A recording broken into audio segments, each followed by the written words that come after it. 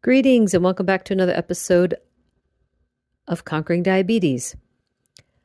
I was reading about resistant starch in Jenny Rule's book, Blood Sugar 101. For those of you who have been around a while, you probably have heard of resistant starch in the form of people cooking rice, something like rice, or toasting bread, cooling it down, and then putting it in the refrigerator or freezer, and it's supposed to help with the numbers. I'm not going to go into that version. I'm going to talk about what she was talking about. She was saying if you're not getting a spike at 1 or 2 hours from something like pasta, you should test later, like around 3 to 4 hours.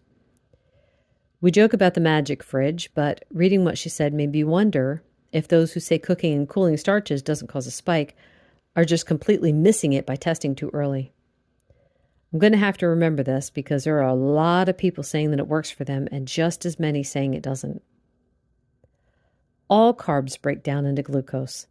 They can't help it because they're made up of chains of sugar. Some start breaking down in our mouth, things like bread, cereals, rice, crackers, and desserts. Others break down more slowly in the stomach and or intestine. Those would be fruit, fibrous veggies, and some dairy. This can explain why often the line on a CGM isn't perfectly level for some meals. You might see a rise, then a drop, then another small rise. That's your system breaking down the different foods into glucose. In our group, I generally recommend testing pre and post meal at the 1 and 2 hour mark from the first bite, at least in the beginning of your journey, so you can learn what different foods are doing. Then as you build your knowledge, you'll be able to predict what foods are going to raise your numbers or keep them stable. Now we have the caveat to test at 3 to 4 hours to make sure you're not missing a spike when eating resistant starches. That's all for today. Thank you so much for listening. Bye.